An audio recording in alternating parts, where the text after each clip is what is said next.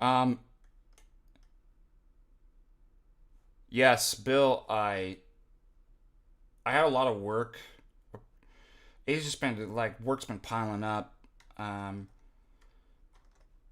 I had a lot of work as far as like stuff for the college and university that I'm teaching at, building courses, checking on homework assignments, and that's why I was late. I was doing work. I still have tons of work to do, but and it has been a long time. You know, this whole month's been going by super fast. But one thing is, I seem like I was just in Florida like a week ago. It was 2 weeks ago. And of course, I wasn't doing anything then. And then when I came back, I had all the work kind of piled up. Um, Also, pray for me. I don't know what's going on with the. I'm I'm trying not. I'm trying to trust God and not worry. But next semester at Carroll College, I'm teaching two of my favorite classes: the critical thinking, the logic class, and then the philosophy of science class. But for some reason, we can't figure out. I'm starting to get an idea why. Almost all the classes are filled, all the professors, except my philosophy of science. For a while, I had one person register. I had three, and if it doesn't get up to like seven, they're gonna shut it down, and I'm not gonna have that class to teach next semester. And I'm doing everything I can to salvage it. I got a couple more people in there, and so I got it up to three. Um, and we can't figure out what's going on. Some people were saying that when they look on the course catalog, right, for requirements, it doesn't show that. It shows an ethics class. So if you know anything about the college and university system, different majors or even general ed have to have certain kind of requirements, and there's usually options. And so for for general ed, I think they need to take a what's called a reason and faith philosophy and a reason of faith theology. And I don't remember in the theology department what I was talking to the chair of theology, and he told me what qualifies that. But in the philosophy, um, you have the faith and reason course is either ethics or um, philosophy of science. So when they see that, they're only seeing I'm looking at the ethics courses as like a huge waiting list. So like another student said, like that's the first thing that pops up. So they're not even, that could be one reason. Nobody's seen that the philosophy of science is even an option. And I don't even know how that's something to do with like the web person and administration, how they do that page. But the second thing I was thinking about too is that I think ethics will actually knock another requirement out. So maybe that's, anyways. I just, I would, I love that class, and I think it's so beneficial for any student of any major to take that, and it's not looking good. So I don't know how long we have, but pray for me that they don't, that I get more students and that issue is resolved, and we figure out actually what's going on. Like, what is it? Is it students aren't seeing that? Um. Anyways, I could actually check on it today. Tell number donates $5. Thank you so much. God bless you. What else is going on? Also, I'm trying to get the. It's been 4 years I've been working at this university. I'm trying to get them to do my bio and put my profile picture up on. But if you know anything about Montana, it takes people in Montana forever to do the simplest thing for some reason. Um, what else? As far as news stuff going on, both looking forward to I think my official end date for Carroll College this semester is the 13th, and then the university I teach online in Maine is the 20th or something like that. And then I got to spend that month doing a new paper that I told you about, epistemology paper that I'll be delivering uh, the first week of February, I think, at a philosophy conference, Orthodox Philosophy Conference in Texas. So I'll be busy. I ain't plowing away, but I'm excited to write another paper. Just look real quick.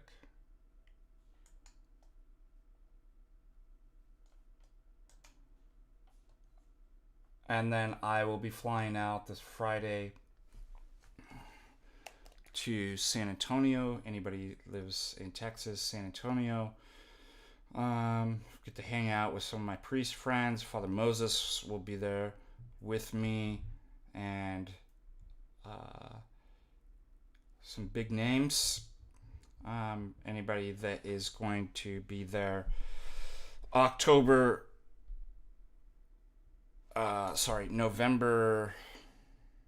30th for the consecration of St. John Cassian, Romanian Orthodox Church. I will be there with some big guests, Metropolitan Nikolai, I think, Bishop James, a bunch of bishops, probably, a bunch of wonderful priests. Like I said, Father Moses will be there. And so if anybody's in that area, I will be there over the weekend.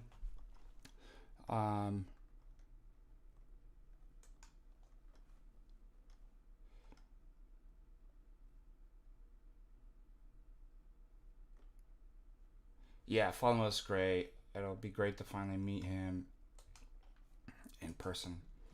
All right, let's double check on. Let's see if we got any more students registered. Also, I need to start advertising. They're already built. The Canvas courses. We had one student sign up for the intro recently. We get some more people. Again, remember, if you sign somebody up, you get free courses yourself, which is described in the bio. Okay, let's look at philosophy real quick. Spring 2025.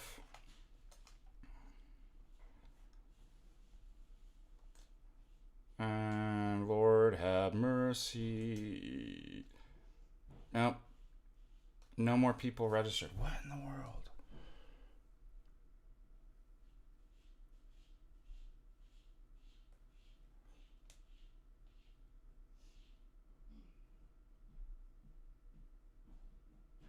There are 7 waitlisted, and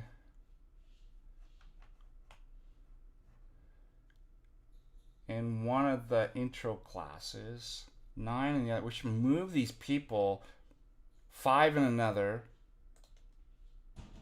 But the thing is, it may not work for their schedule. 9 in Dr. Glowinka's ethics, and 8 in another one of his ethics class. 8 in Dr. Smiley's bioethics, waitlisted. We need to start reaching out to these children and saying, look, if you can take, but again, if it doesn't fulfill a requirement, or if it doesn't match with their schedule, if they have other courses during a Tuesday, Thursday, 9:30 to 10:45, they won't take it. So this scheduling stuff's really weird. And then I was talking to the chair of theology, just like, I just tuned out. Like, I started getting so complicated about like requirements and how this is structured, and I was like, I don't even know. I don't know how this stuff works. All I know is I had at least 8 or 9 people the last time I taught this class. So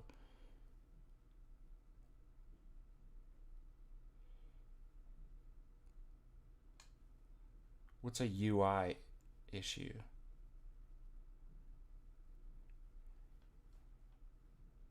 An unemployment insurance issue?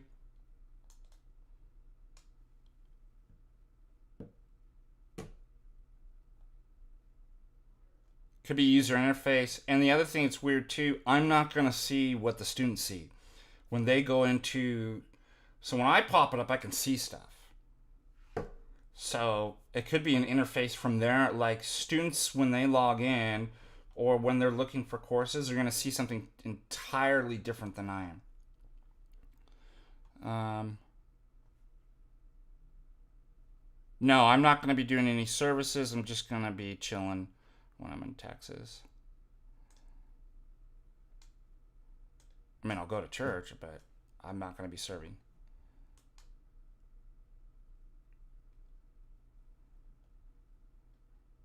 And then I'll probably be Sunday liturgy in Houston if I'm staying with Father Julian.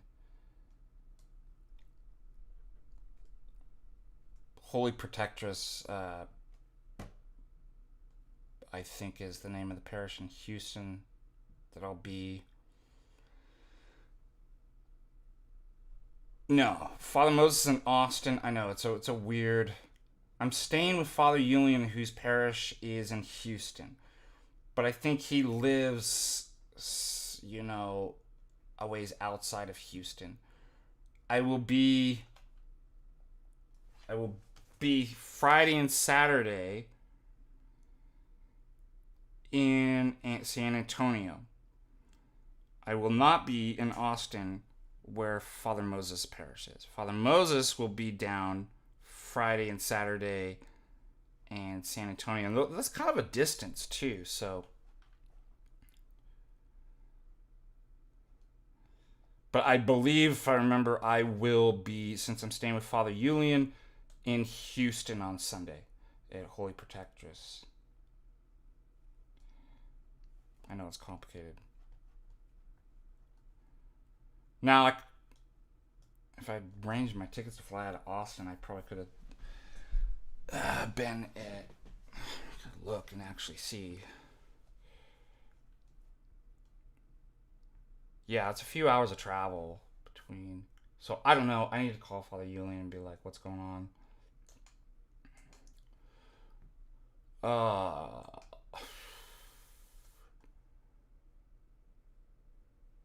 What else do we have? Any news? Questions?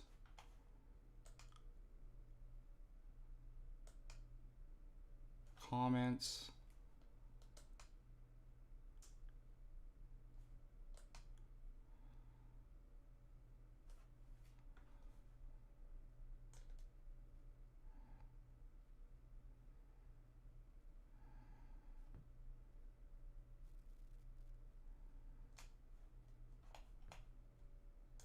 Anybody?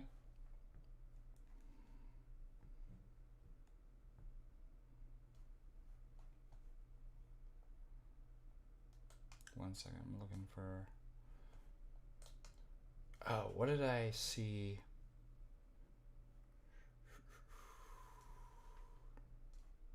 On Twitter the other day that I was thinking about. And it was weird because then Father Russell brought up in the homily something similar.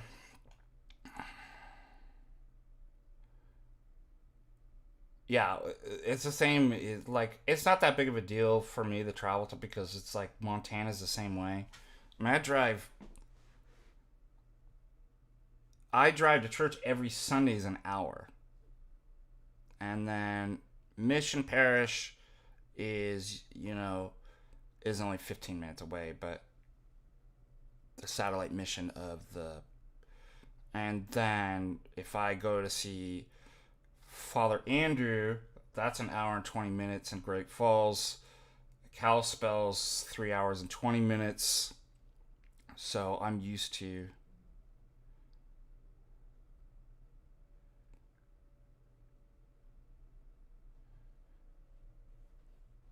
She just does a live confession. Sorry, tell Nubbit.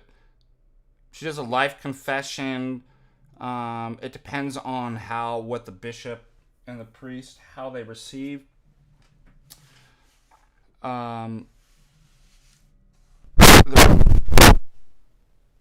Some receive by chrismation because they acknowledge the formula of the baptism, so you don't have to redo it, the baptism, but use the chrismation to complete whatever was lacking in the faith and the baptism itself.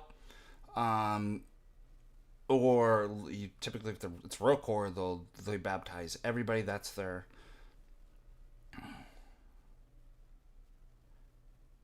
And what's weird, I don't get this. I want to show you something. I didn't even know the person was Orthodox considering Rome. It just makes me sick when. Do you know the more that, the longer that I'm clergy and the more that I engage as an apologist with people's arguments and like, these things are masked. They're hiding stuff. It's like, as I always say, it's rarely actually intellectual. I can certainly, I'm getting much, much better at spotting the demonic. And then people hide that. No, I'm just, as if, as Orthodox, could you ever say somebody actually left Orthodoxy for intellectual reasons? That's impossible. So,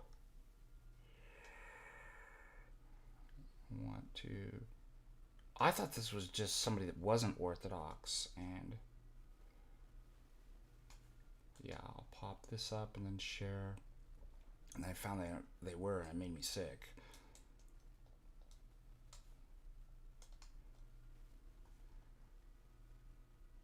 All right, let's go over, because these give us things to kind of talk about.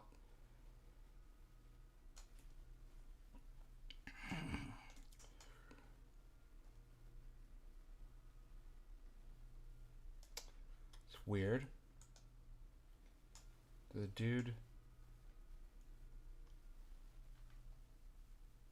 other dude deleted the comments. The guy was a nice guy talking about his friend. I wonder what the heck happened. Post is unavailable.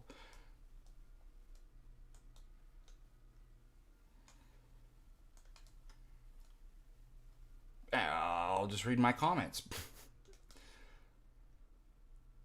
So the person had reached out. Let me just share this.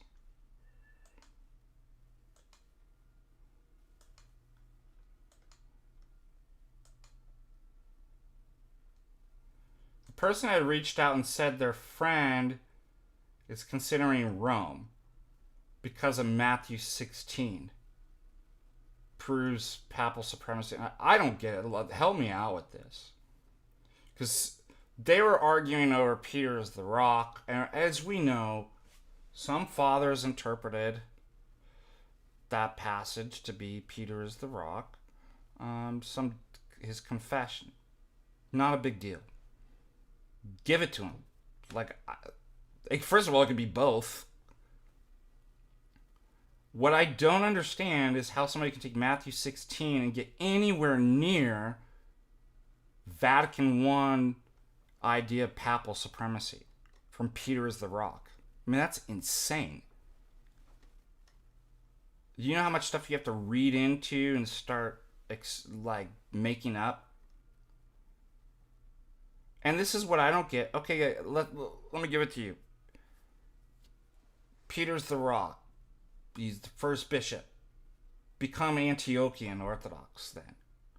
You do know that St. Peter founded Antioch before Rome and was the bishop of Antioch. There are 3 Petrine sees: Alexandria, Antioch, and Rome. So why is it... See how much stuff you have to read into and make up? Then the guy tells me his buddy wants to leave Orthodoxy because we don't have a regularized way of receiving converts. So that's why the question about your wife being Roman Catholic. There was some guy that called in to the X stream, call-in stream that Jay and I were doing about a month ago, that said he was going to become Anglican. Talk about finding a fake and gray church. That's what Jay actually said. He's like, you want to... a tranny faking great. Like, there's this disconnect. Now, I have some ideas about what's going on with this. It's like, how could you fall for something like that?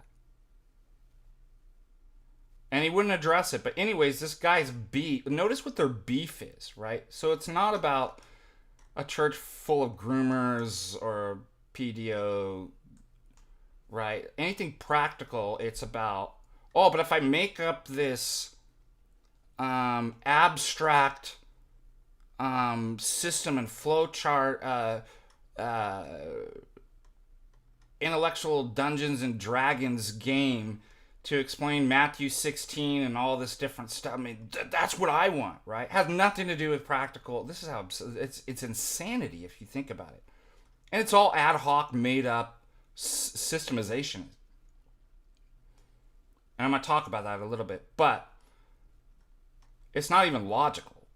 I mean, there's fundamental flaws in the logic, and yet they think you're being intellectual. And so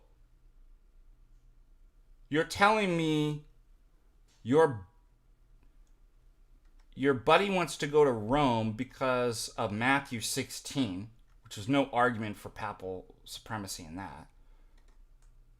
Because we don't have supposedly we don't have a regularized way of receiving converts. Like, that's the hill you're going to die on? But we do. Each bishop decides, given different circumstances, how to receive converts. That's the way it's always been. And what these people don't realize when they come up with these, and they're really minor critiques, like, suppose this was actually even a problem. I don't think it is. Well, you don't have any formal statement on contraception or something like that. By the way, all of this is going to reveal that they already have a false presupposition of papal supremacy, right? One office ruling over all the other bishops, which all the other bishops which is exactly what's in question, in which they read into these issues and be, well, see, it's a problem because it doesn't fit my made-up, unjustified notion of what unity is and what ecclesiology. Why do we need... We're not Rome. We don't need a formal dogmatic encyclical on contraception, right? Because we have a pastoral, right? We live our theology. Anything dogmatic and propositional and formal is not top down. Do you see that's the Roman way? It's bottom up. It's a life with Christ. It's pastoral, right? And it's the kataholos. There's no. This is why it's similar to virtue ethics and virtue epistemology. You don't get a formula. God hides the truth from the wise. You got to put the hard work in. Thank God we don't have, our faith isn't formulas and encyclical letters and stuff like that. It's a life. And it's the whole. And it's not easy. It's all the followers. It's the life. It's the entire history, of which then the priest who acquires the spiritual virtues guides through the mind of the church and the fathers on these issues. Banging a formula. It's totally autistic, by the way, and I'm going to talk about that. It's a mental disorder. This falling for papism and stuff and formula. I need a formula for everything. You don't get a formula. Think about if you applied that in marriage, how stupid this is. But what they don't realize, so if they bring up the marriage, if they bring up, oh, but which church? That's the other one. The EP and Moscow are currently in a administrative schism. And I say administrative, it's not a doctrinal. Hey, that ain't an own on us. You know why? All of these arguments that you think that own Orthodoxy, all of these things happened in the first millennium under Rome. This Reddit tier, which church? Will you allow for divorce? Happened under Rome too, so that's not an own. But this is the regularized. The first millennium never displayed a papal supremacy. This is why I say it proves, what this proves, that there isn't a formula on this, an encyclical letter. It proves the Orthodox position. It proves autocephaly and conciliarism, not papal supremacy. So they've already presupposed, unjustifiably so, this, and going, well, then it's a problem if it doesn't fit my unjustified presupposition that I'm reading into everything. No, it actually proves orthodoxy. Each bishop decides, because there's various circumstances and things and history and different groups. There's not a one-size-fits-all for how to receive converts in different situations at all times in all places. Oh, guess what? You're going to go to Rome over this issue? When now Rome has released its two most recent documents, the Chieti and the Alexandria document, admitting that Orthodox are right on this. The conciliarism. So they've made up a chimera strama that doesn't even exist, even in the Roman position. It's crazy. And this guy's going to lose his soul over this? Guy had said, I think it's demonic. That's what I'm saying. This is not I can see it right away.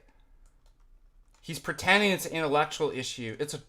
He's under a demonic attack. It's totally irrational, which is another sign of the demonic, but it's pretending to be reasonable. And what I can't understand, how anyone today, let alone Orthodox, could consider papism given the state. I mean, you've got pagan worship, ecumenism with non-Christian religions, the reading of the Quran in the Vatican, saying we all worship the same God, clown masses, all the fake and gray stuff, the appointing of... That's the system you want to go into? And what they won't get, they'll go for this tit and tat, point out some problem in orthodoxy. At an administrative level, or I don't know, a bad... What they can never get, guess what? There's different sorts of problems. The problems that we're pointing out, when dogma changes and is contradicted in Roman Catholicism, when we point out positions changing that are said that could never change, and the fundamental, most systemic things that end up not actually being true in the first century whatsoever, guess what? Those are different. Whatever problems Orthodoxy may have on particular issues are not systemic, fundamental contradictions. But that's what this guy is going to sacrifice his soul and justify it that he reasoned his way with the help of the devil into a fake and gray clown mass, fundamentally contradicting church. What is appealing to people about this? I mean, can they not see that this is not a healthy place for you to be?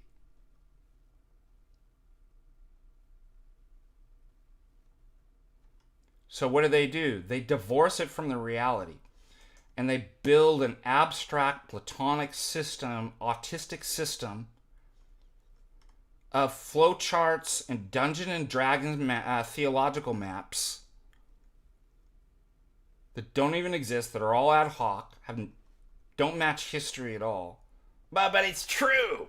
I made a system in my mind.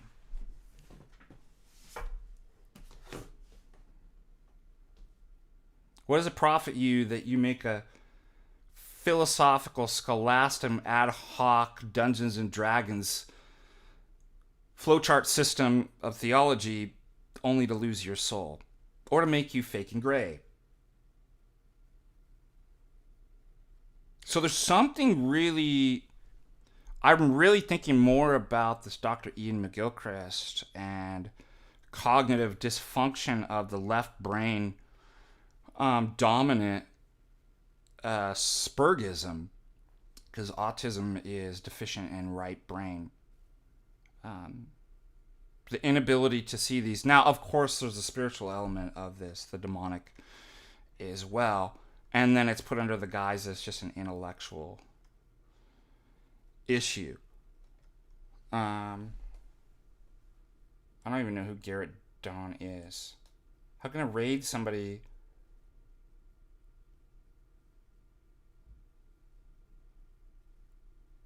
Let's see. You guys got a lot of comments in here, so let me go back.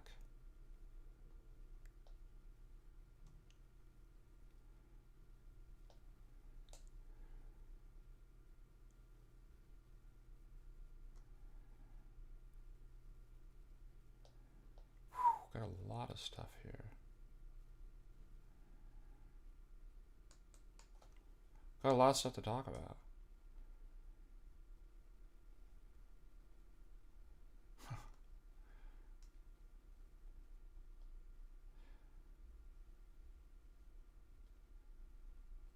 God bless them.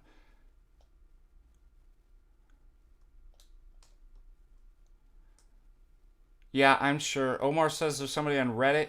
I think I know who it is. Slandering me, calling me a race. The R word. God bless them. They make my ascent, the divine ladder, and working on my salvation a lot easier.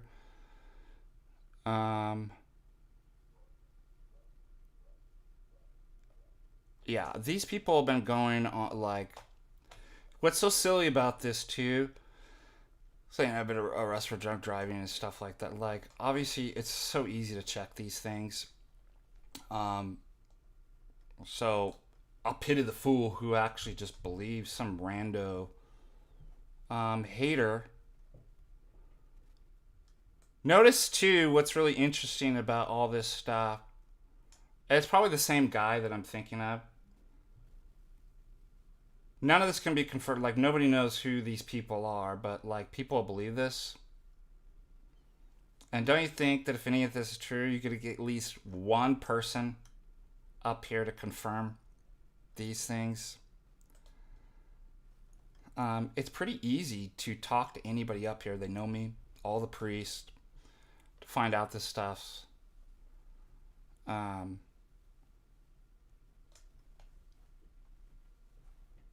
False.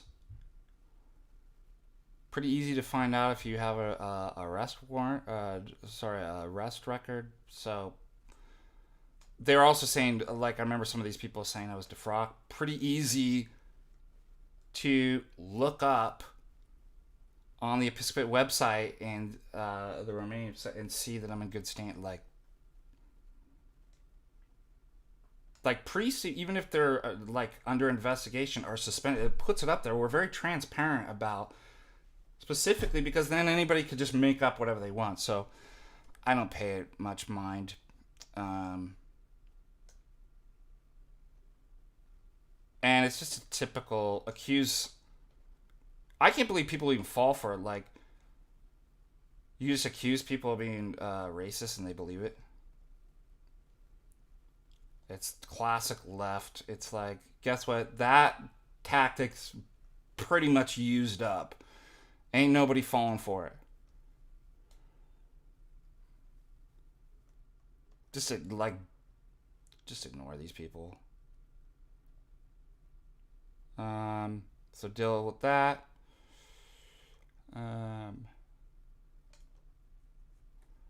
Yeah, maybe I'm be like slandered and hated. That's what I said. Is especially when you stand up for truth, as clergy, especially if you publicly stand up, you will be hated. You'll be slandered, the worst things said about you, and you got to take it for the kingdom. So it helps me in my own salvation. So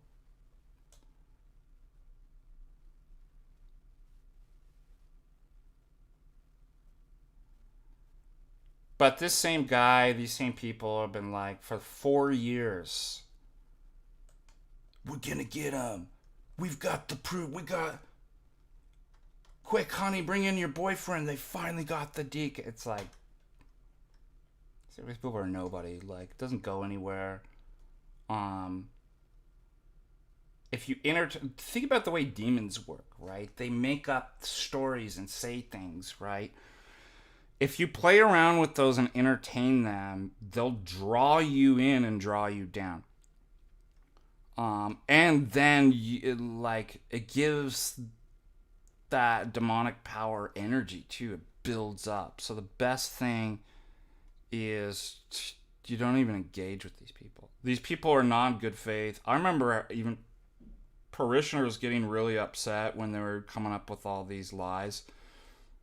Actually contacted them in person, thinking that they were somewhat had some decency and would hear them out. The people who know me and who are the boots on the ground, who went through everything up here.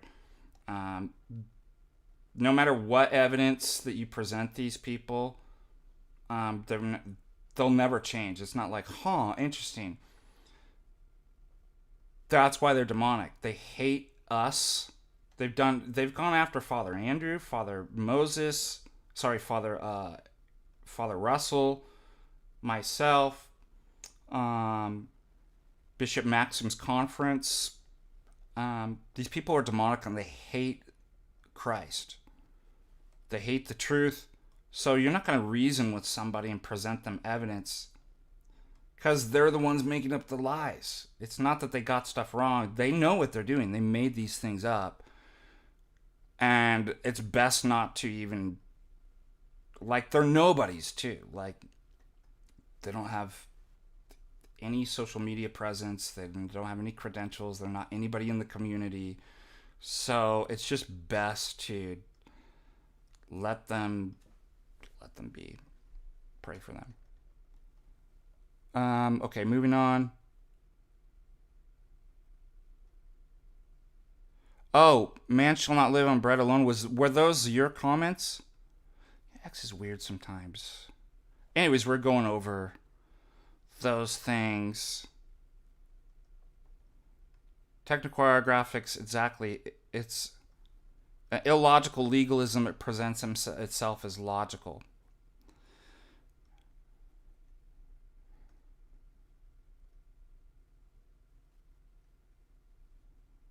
Oh. Yeah, speaking of legalism, someone called out a priest who said that Orthodoxy doesn't change. Then they said added land, by sea, or by air. Yeah, talk about... That's something interesting, too. It's like, you know what we mean by doesn't change. The faith and... you added an icon on an iconostasis, or... That's like autistic. That's what I'm saying. It's like, do you not know how words work? Strictly speaking, yeah, things change in the faith, the practice, the essentials, the dogma, right? Not if somebody added a different type of architecture over the years or something, or styles change, or there was a reason why you would add. I notice there's not a fundamental change. If there was a prayer in the liturgy for travel, and then we add, well, obviously when you get to a point, by land, by air, by sea. Yeah. Autistic legalism. No nuance.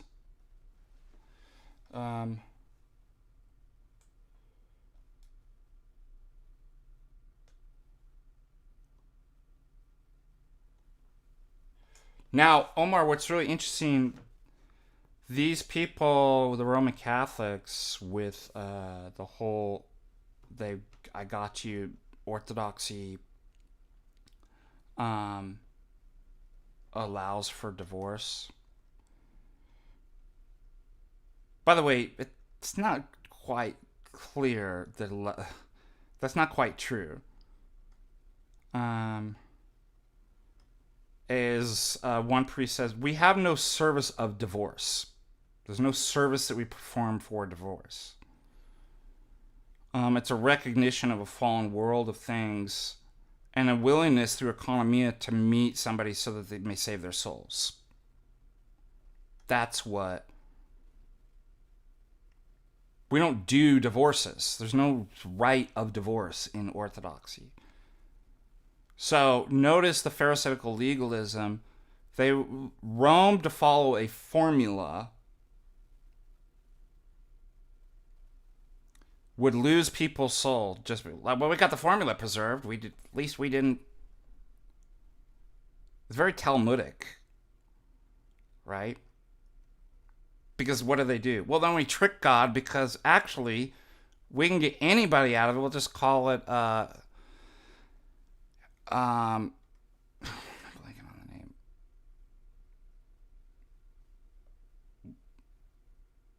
An annulment. And just say it never was a marriage in the first place. Gotcha, God. I mean, we can all see this, right? Maybe that's a right brain thing. Maybe that's, and again, I've linked the right brain to the news, that it's like, holistically, I can look and be like, yeah, I know exactly what you're doing. Then what is it? It's the spur that goes over into the left brain. Yeah, but if I tweak this formula here and make this argument here and then do this, and then I fixed it. I got around it.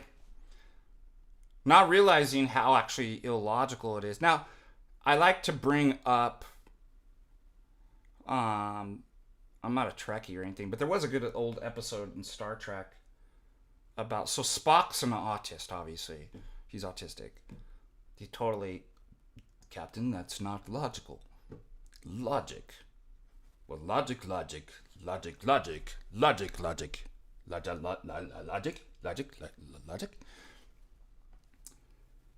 And there's an episode where he's having like a disagreement with Captain Kirk. And of course it's, Captain, that's not the logical answer. He's like, and Captain Kirk says, Spock, are you out of your Vulcan mind? Get it? Vulcan? Spock, are you out of your Vulcan mind? This is clearly the way, Spock. I can't believe you are saying that. In the name of logic. So, turns out, the end of the show, Spock's left brain autistic logic seeking ends up making the wrong logical mistake. And he has this kind of reversal, in terms of literary reversal, of acknowledging that, left brain, analytic, quantitative, piecemeal logic, formulaic, can't always be the right, and cannot lead me because it led me in the wrong answer.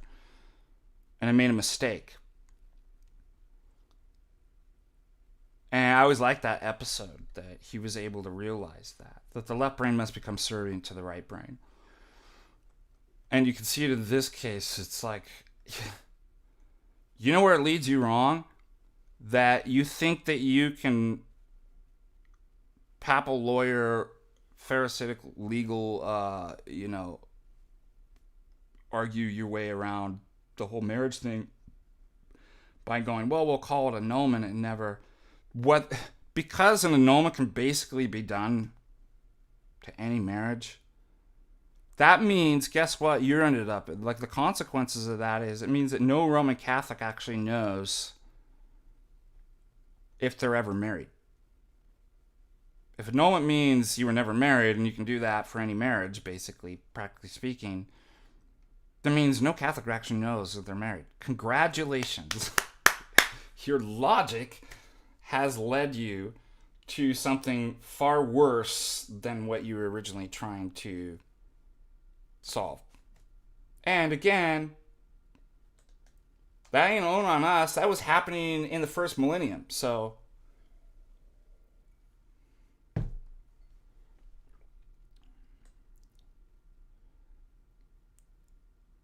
let's see.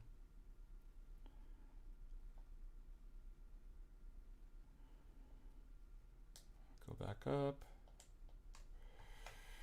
Let me check and see if we have any super chats. More donations. Justin Hanley donates tips, $20. Thank you, Justin. God bless you. God bless you.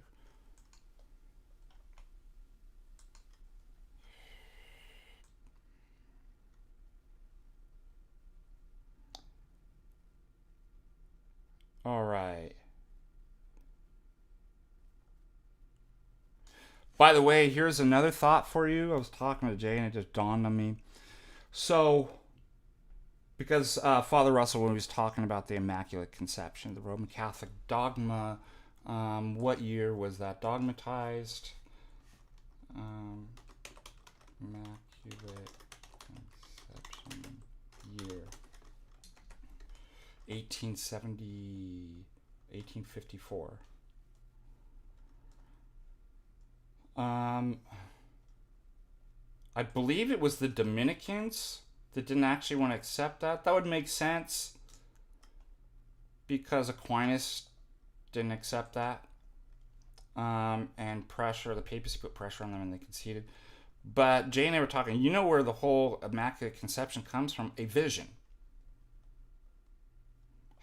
Let's think about how many doctrines and dogmas of the Roman Catholic Church come from a vision of a child or a individual or something like that, or practices. And then I thought about, the verse, do not accept another gospel even if it comes down from an angel of heaven. And I'm like, Catholics are exactly like Mormons. They actually are developing theology. They have a type of Montanism, right? They're getting new public revelations through private individuals, through visions. And Jay was like, I never thought about it. I'm like, yeah, it's interesting, isn't it?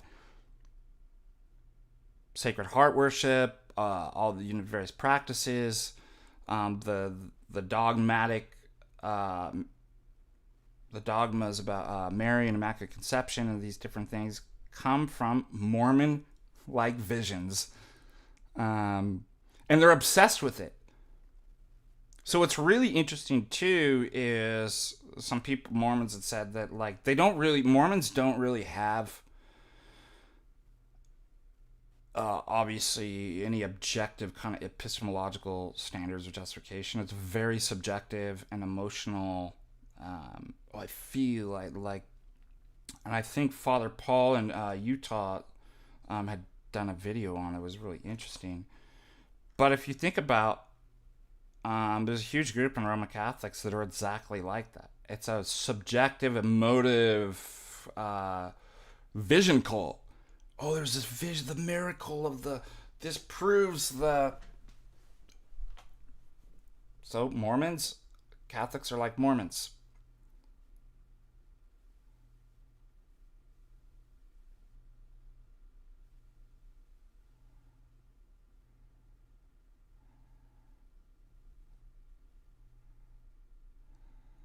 All right, moving on.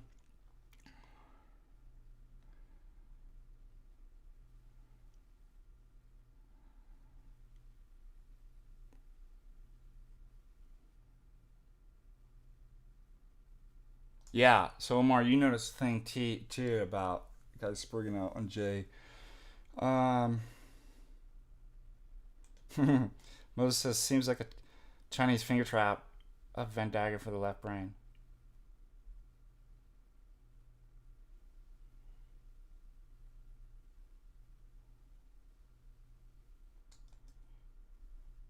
That's sad. So man shall not live on alone, bread alone. I'm assuming those are your comments about your friend.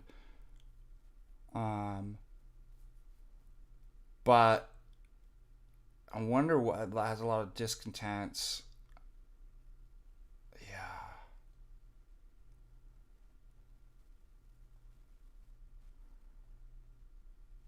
Oh, it's funny. I was thinking about Rob Zombie the other day. Oh, that's hard.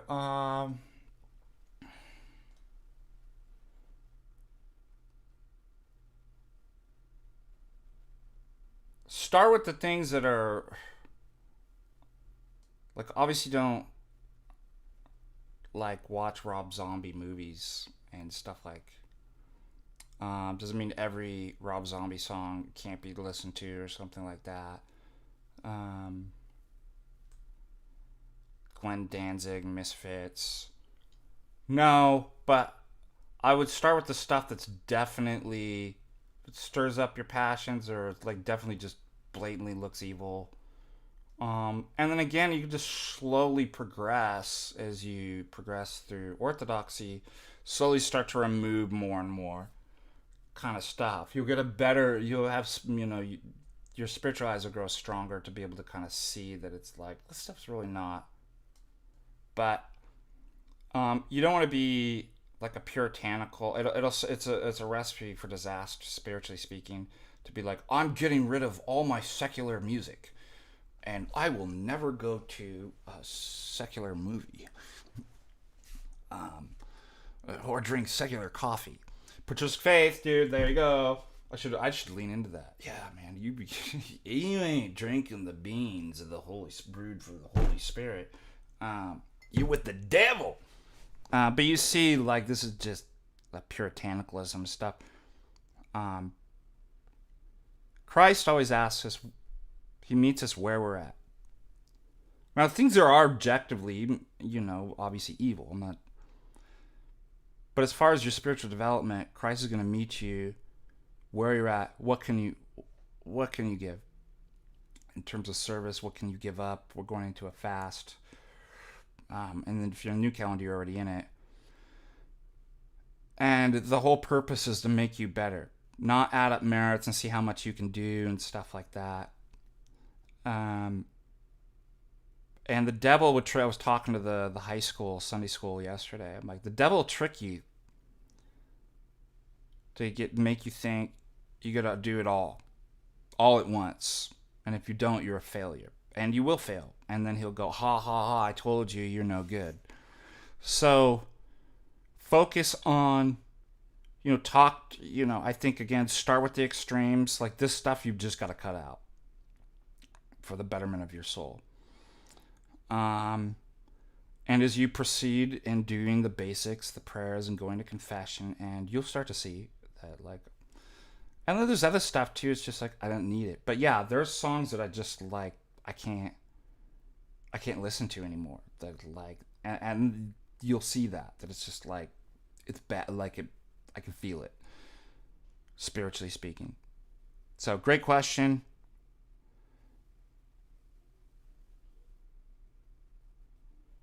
Telnabit, I refute those arguments all the time. True Christians should be nice and kind to everyone, even in disagreement. There is no command. We're to love, but love looks different in different ways. In different circumstances, love can be hard. Like, look what our parents,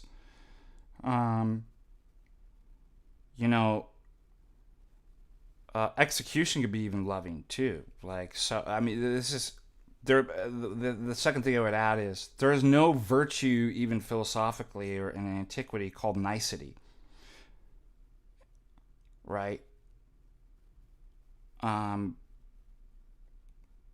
third, I think it again illustrates the fallacy of accident. Suppose there, is the kind to be kind to every.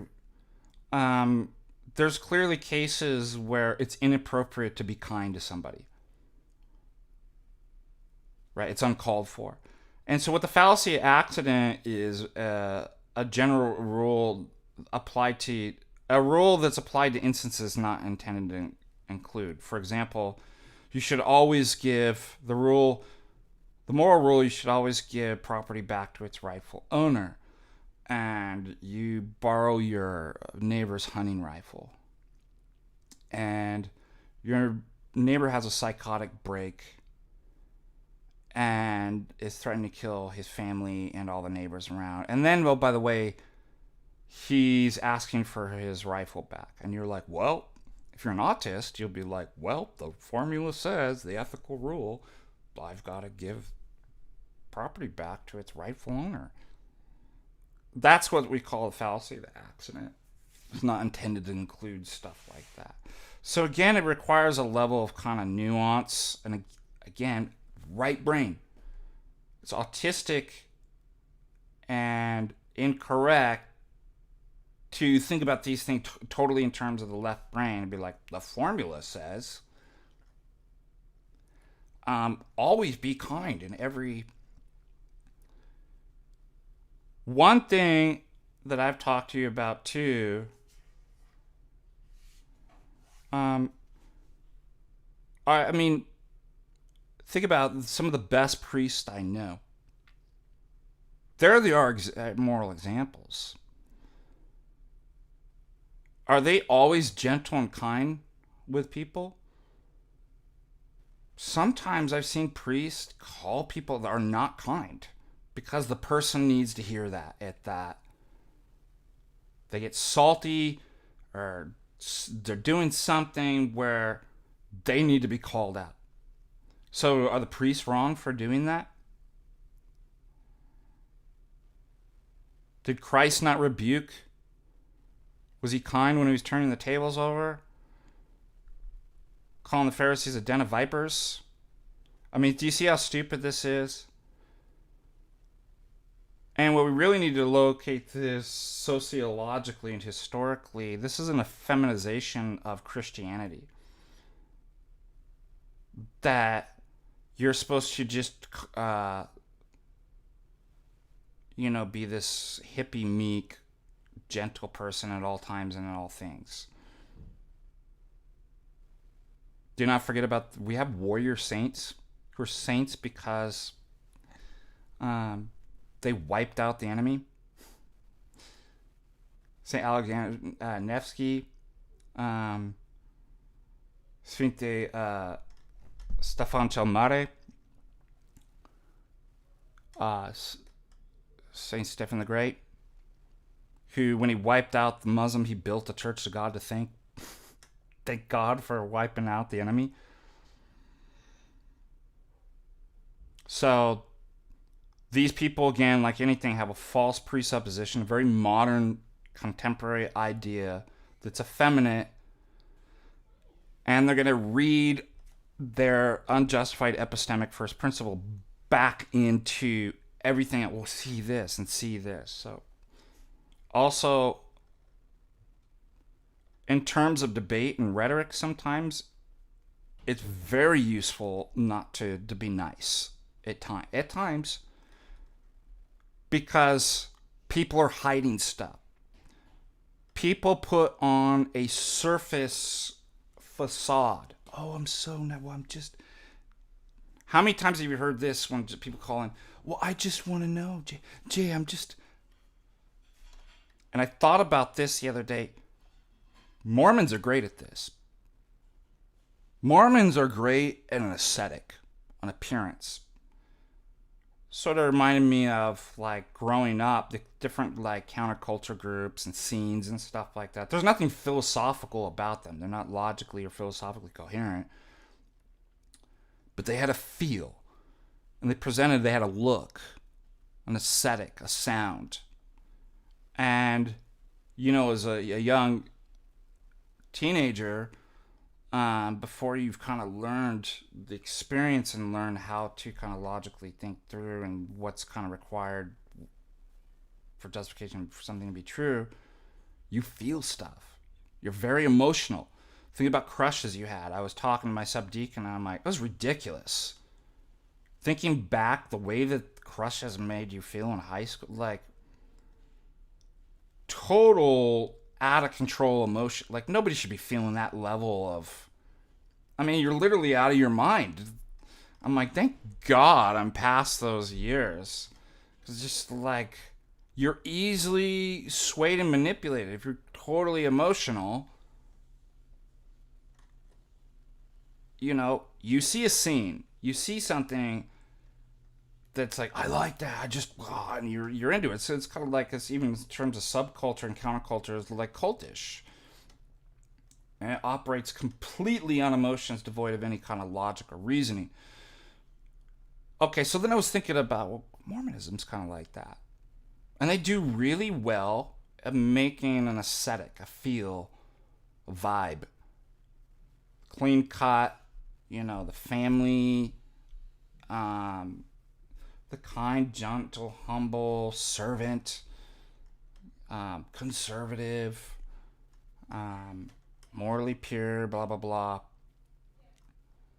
And I'm not saying they don't have some of that. And there are some good things about Mormons that, why oftentimes Mormons make the best converts to Orthodoxy. They do, and we can look at any religion and be like, that's good there. Like, this stuff's wrong. This is obviously good. But it's a facade. And there's ways of using kind of rhetoric that isn't nice and gentle that will pull away the veil and the facade, and they'll come out. I've seen them get real nasty, and I'm like, there it is. There's the demon. I knew it. And that can be it. Again, it takes quite a bit of experience and kind of moral maturity to know when to kind of use that too, because we easily fall into our own passions and just be a jerk. So it's a fine line. But I'm saying it has its use. And that's what I always appreciate about Jay. Jay has a unique kind of character of being able to use that. I'm not saying he's done it. Like, we all make mistakes with that, but that doesn't mean that there isn't an actual way of doing that, and that one's actually can be pretty good at it, even if they make mistakes. But his character and the tactic can cut right through. I've seen the quote-unquote nicest, most respectful people turn into demons, and I'm like, there it is. You were lying that you were a nice, gentle, humble person, and your true intentions are revealed. That revealing is very good.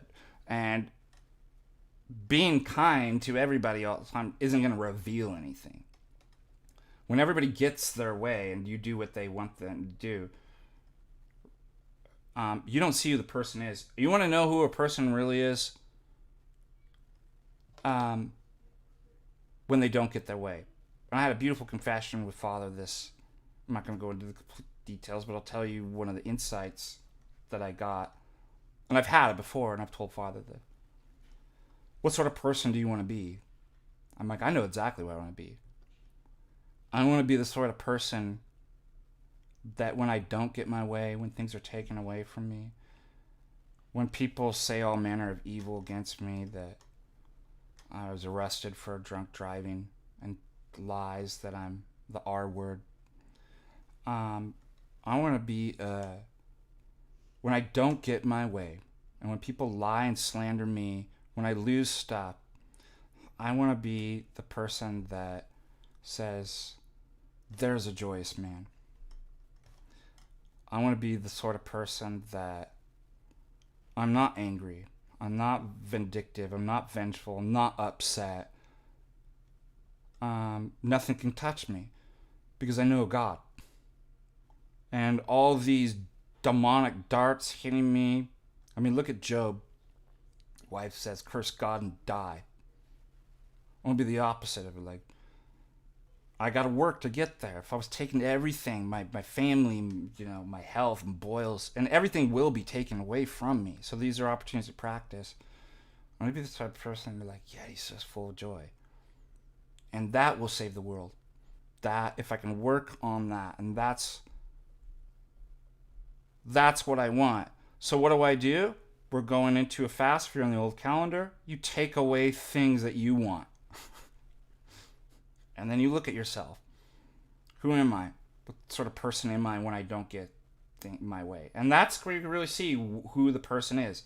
When things aren't nice for them, when things aren't going their way and they don't get their way, who are they?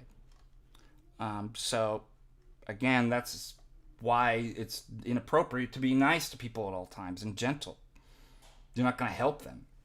That's why a priest sometimes has to be tough with somebody, tough love, and call them, be like, you are not a person of integrity.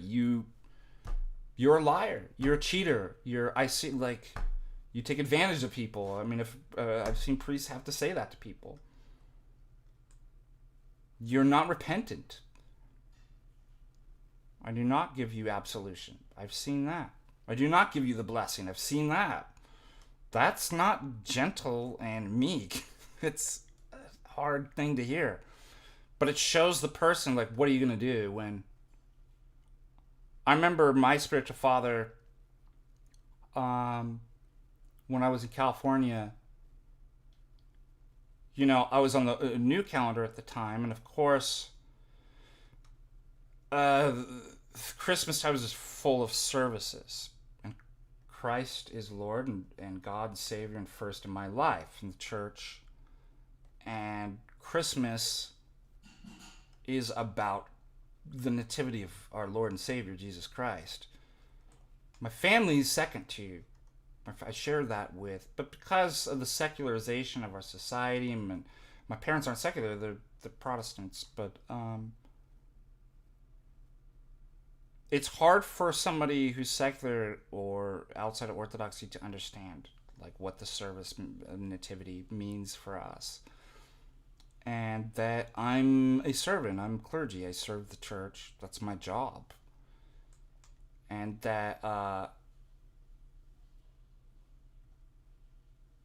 I knew that, it's upsetting for my parent. They don't get to, it's really hard. This was years back, like when I used to live. This was probably 6 years ago. And so I'd asked my spiritual father, who I served with, we had a liturgy in the morning, and then obviously had a service in the evening, and I was hoping to spend the evening with my family. And so, but not thy will be done. So I asked, not my will be done. So I asked Father Cornell, my spiritual father who I served with back in California, may I have the blessing to take the service off tonight and spend time with the family? And he said, this was before liturgy that morning. He says, no, you do not have my blessing. And what happened? I didn't get my way, and I was angry. Well, liturgy. And I got a really wonderful insight into who I was. But like the man in Scripture, I believe helped my unbelief. Like, I believe, like, I'm upset, but I'm going to be obedient. That's what my spiritual father says. I'm going to do it. I'm not happy with it.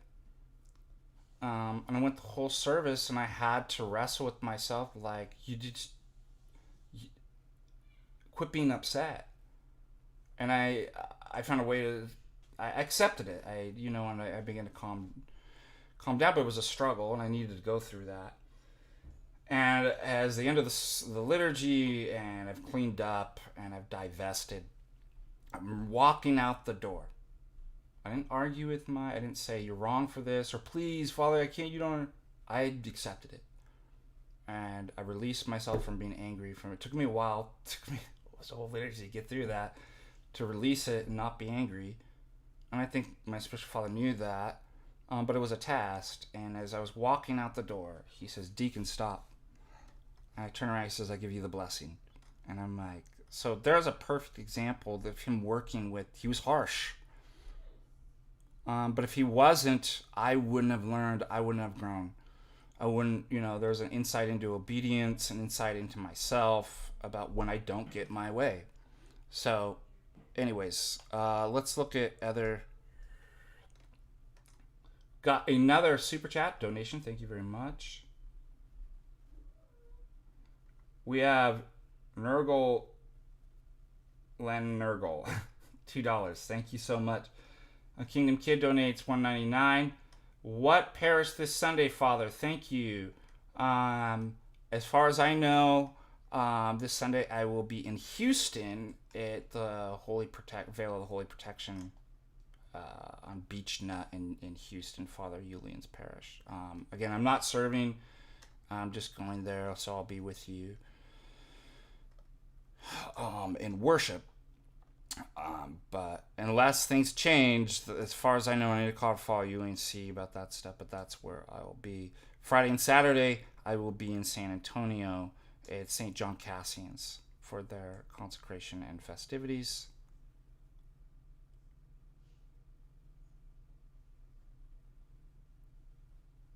I know I'm gonna have to get back to work too. Sweat and Cowboy, thank you for joining us. Um, Similar Moses, yes, to science. Idolatry, good point. Somebody says, you in here, Posh? Is Posh in here?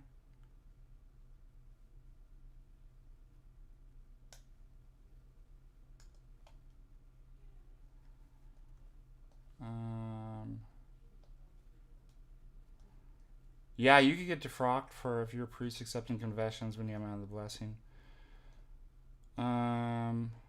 Justin Hanley says they want to talk to your boss rather than get you fired. Yeah, they've tried to do that. Who's that? The people on Reddit?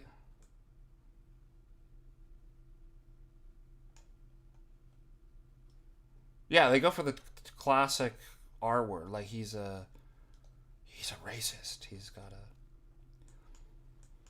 It doesn't matter what evidence you give them. Like people are like, how could you rate like one of my best friends and people is Father Turbo and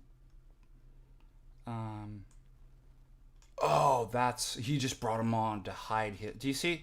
It's the non-falsifiable. But you know,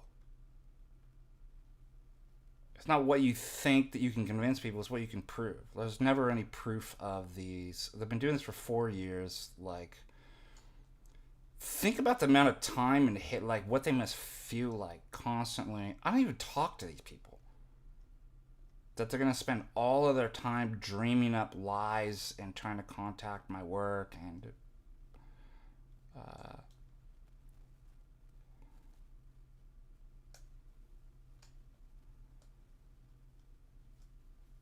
Let's see. That's what blows me away. I'm like, it must be a miserable. Jim Bob started, so maybe.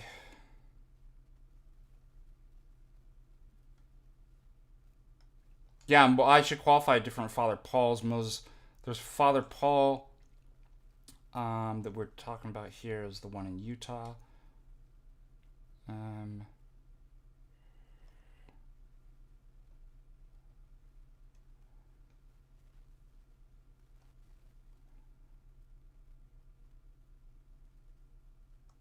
I'm reading your chats, so just to see if there's anything.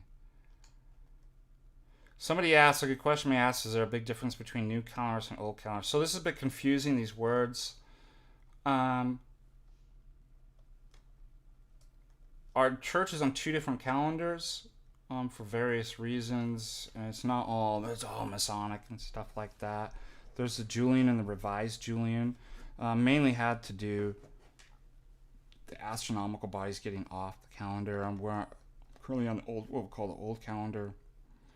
Yeah, it'd be nice if we're on the same calendar. Okay. Were there other influences of like people pushing the ecumenists? Sure.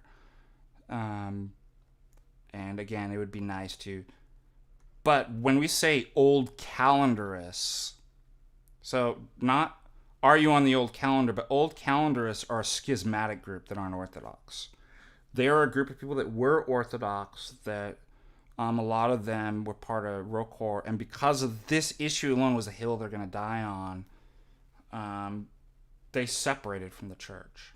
Those people you can't be involved with. They're not canonical. They're not recognized by any other jurisdictions.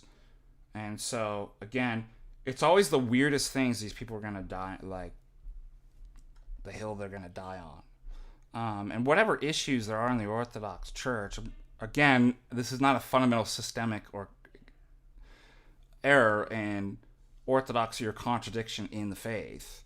Yeah, I'd like it if everybody was on the same calendar. But for you to depart from and form a schism, and attempt to, that's not the way. And unfortunately, you put your soul in danger when you do something like that. And again, it's the same sort of thing that you see that, like, there's no nuance. It's just like, it's the sort of people that it's like the tribes behind everything. The Masons, it's all the Masons. It's the Jesuits. Like, it's all or nothing kind of real. It's what I identify. And I've talked about this, the conference, some of the conferences I give, cognitive distortions, just kind of real right brain deficient. It's hyper rigidity, hyper religiosity, all or nothing. And so you get a person that's like totally anti why? Oh, it's from the devil, and that's all ecumenist. And if you're even and it's this kind of puritanicalism, right? If you're not wearing your mask against ecumenism, you could catch it too, and like, if anybody even touched you, you're an ecumenist, and like, that's the kind of mind, like. So one thing I've noticed about the schismatics is they're mentally unhealthy. Almost all of them. They have this. That's why they go into this. So avoid that. Avoid those kinds of extremes. Because they're spiritual pitfalls. And Bill Hicks is correct, there is a difference between nice and kind, but you're not expected to be kind in every situation at all times, even if there's a general rule. Again, see the informal fallacy of accidents. Matthew McConaughey, first one to say, "You're Mr. Down in Texas, San Antonio, you see? Yeah, all right. It's a nice, real nice place down there, you see? Real nice there, the John Cajun Church, yeah. Screwed Up Texas, if you're in the area. Fortunately, I don't speak Norwegian, so that's a shame.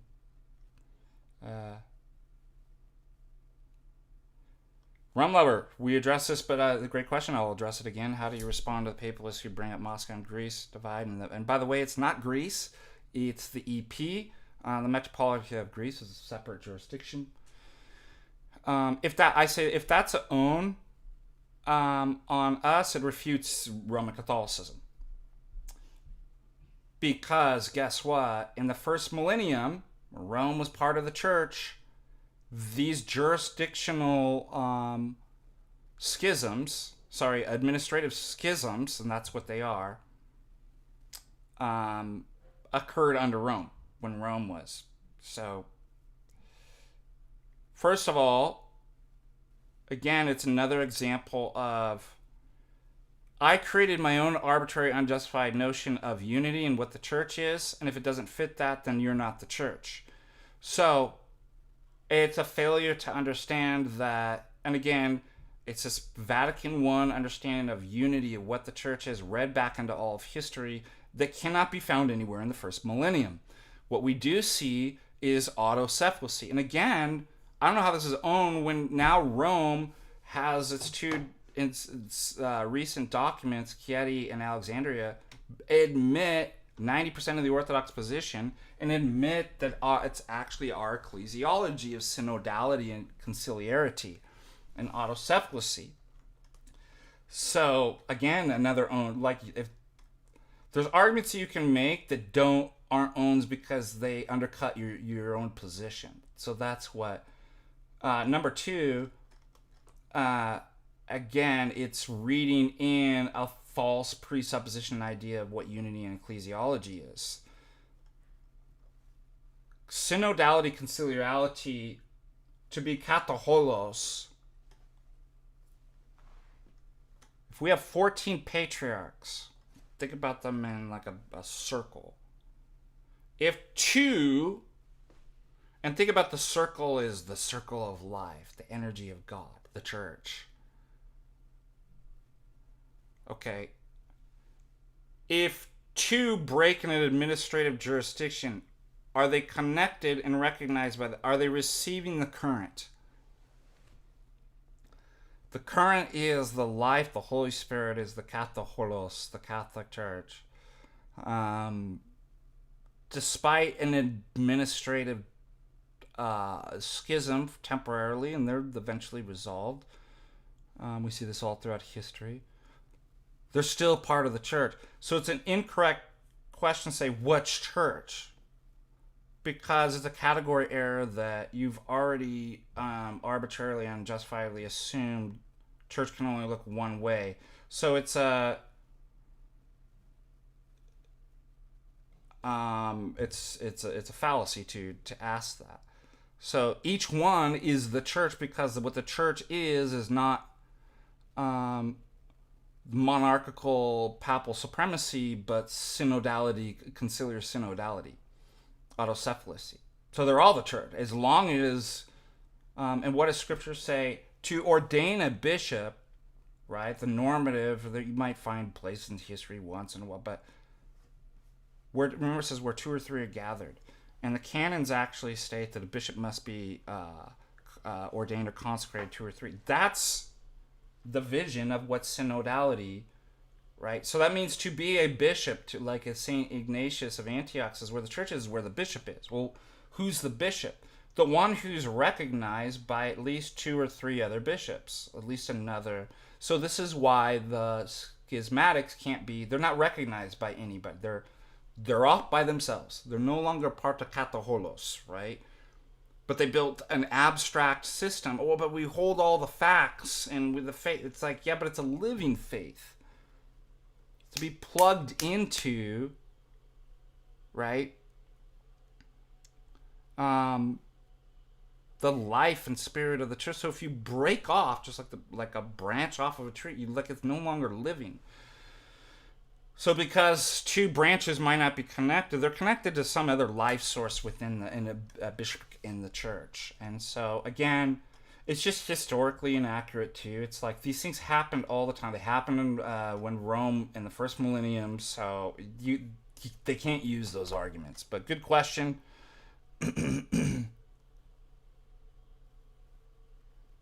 Oh, a lot of people are out of town for Thanksgiving. I'm not looking forward to traveling the day after Thanksgiving to, oh, Lord have mercy. I had nightmares last night about airports. Yeah, that's the analogy I was using, Rum Lovers. I don't know if it becomes. Yeah, maybe. Maybe you could do that.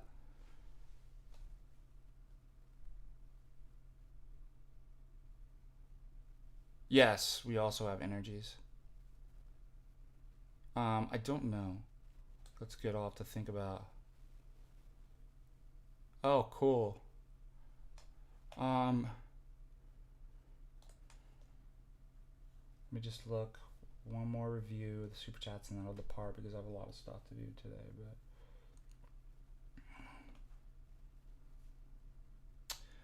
But okay, God bless you guys. Thank you. Thank you for praying. Good conversations. And pray for our enemies too. God bless them. May they not destroy their lives over me or anybody else. And thank you for your prayers. Pray for my wife and I. And again, one of the worst things about, I can deal with the hate and slander and lies. It's harder on our wives. So pray for our wife that, to see their husbands constantly attacked and lied and slandered and stuff. It's hard on them. So again, I'm used to kind of dealing with this stuff. But pray for my wife. They're really the collateral damage. It kind of hits them. And Father Andrew had talked about this last month at the funeral and stuff, that it's really the families of the priests that really get hit by all this stuff. And so that's why we got to pray for the priests' families, their wives, their children. And God bless you guys. May the Lord keep you and let his grace shine upon you, keep you in his life, and let his life shine from you in your life. to the world, that you may bring salvation. So God bless. Till next time. Bye bye.